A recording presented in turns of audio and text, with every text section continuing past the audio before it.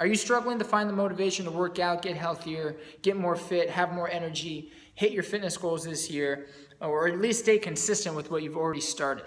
Are you struggling with that? I can help you with that, and this is how. I'm going to teach you how to find motivation, how to rekindle that fire so you always stay consistent. And how we're going to do that is we are going to do that by understanding two principles. You're lacking these two principles, and that's why you're struggling with consistency and motivation. Okay? These two principles are this. Motivation is a byproduct of one, desire. You have to have a desire to do what you're doing. If you don't actually truly want to be 30 pounds lighter and you're just doing it because you think you have to or the doctor says to and you don't actually care, it's pretty tough to stay motivated, right? So you actually have to have a reason for being. You actually have to have a reason to actually want to do this goal. So if you have a desire, if you want to have a purpose, then you're not going to have an issue, okay? So you have to have a purpose. Do you want to be healthier for your children? Do you want to be around for your grandchildren? Are you running from heart attack? Are you running from brain surgery, strokes, family history of type 2 diabetes? Have you already dealt with some of those things and you're trying to fix it? What is your purpose? What is your desire? What are you trying to accomplish? Yes, you want to be 30 pounds lighter, but what does 30 pounds lighter give you in return? That's what your actual goal is, and that's what you're trying to accomplish and give yourself. So you need to stay focused on that. Not the 30 pounds, but that. Big difference, big mental paradigm shift for you. It's not about the weight. It's about what the weight loss will give you. That's what you want. That's what you want to hold on to, and that's what you want to focus on. So write it on a big board like I have behind me.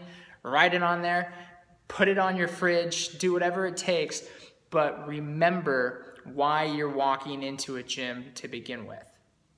Okay? The deep down dark reason, right? The reason why you really, really care about this fitness goal. Okay? Do you want to feel sexier for your husband or your wife? Do you want to look better in a bikini or swimsuit? Fellas, do you want to be able to take your shirt off and lead with your chest, not your stomach and gut? Do you want more energy so you can go hiking? That kind of stuff. Okay? Number two is you have to make it a priority. I don't believe in procrastination, and I believe that motivation is a byproduct of desire and priorities. Procrastination is just a longer way of saying that it's not a priority to you, right? If you're going to, I'll give you an example. If you're going to school and you have 3 hours worth of homework to study for a test coming up, and you decide to play video games and play guitar, and then the last 30 minutes before the test you study, it's not because you procrastinated, it's because you don't actually care as much as you care about video games and the guitar. And so you chose the thing that is of a higher priority in your life, music and video games. And when school becomes a bigger priority, all of a sudden you start to notice that you're playing less guitar and video games. Okay, so everybody has 24 hours in a day. The difference is you need to decide what you want to consume those 24 hours out of.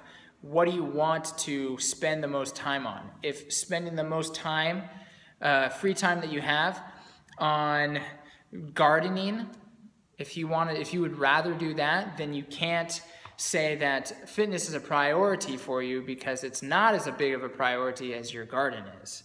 Until you would rather take an hour of that extra gardening and put into an hour of taking time for your health and taking time for you and meditating or relaxing, doing yoga, going to the gym, working on your food, spending time with your children.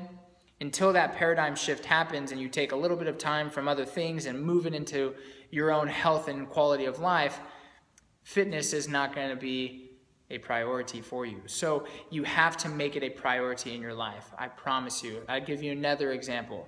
I knew this girl, and she struggled with her with making ends meet. She was barely scraping by.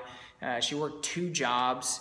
And she came to me and she was frustrated because her brakes weren't working very well in her car. And I said, well, that's not very safe. You should probably get that fixed.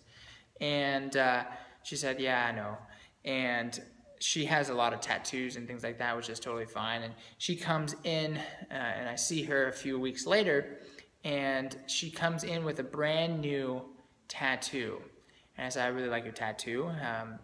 Did you end up getting your brakes fixed? She was like, no, I decided to get the tattoo. So what she actually told me was that the quality of her brakes was not as big of a priority in her life as her new tattoo.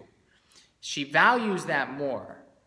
And so she found a way, even though that she was broke, she found a way to pay for that new tattoo when she literally could die on the way home from bad brakes.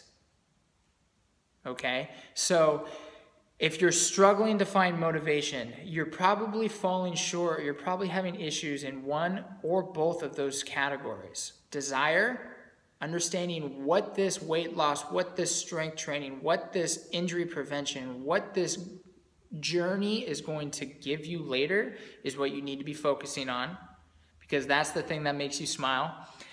Losing 30 pounds doesn't make you smile. Losing 30 pounds and having a better sex life with your husband makes you smile. So you need to focus on that, okay?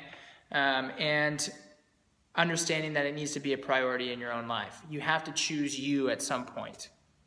The difference between someone who lives to be 90 years old and playing in their garden and playing with their great-grandchildren, and the difference between that person and the 90-year-old who's stuck in a wheelchair at an old folks home, is that they chose to take care of themselves earlier than the person in the wheelchair did.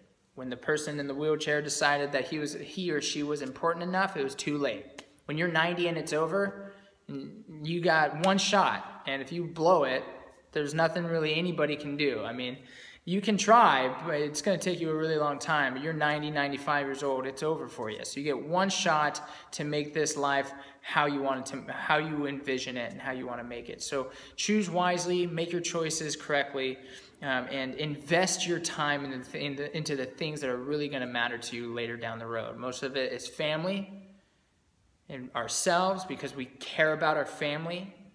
It's not money, it's not our job. If your job stopped paying you tomorrow, you wouldn't go back because you love your job. But your family doesn't pay you a dime and you go back every night. So put your energy, put your time, put your fitness goals, put your life goals, surround that around your family and your friends and the people you love and cherish. And I promise you, you will have no problem finding motivation to work out. I promise. Desire, priorities. Make it happen. I love you. Ladies and gents, talk to you soon. Bye.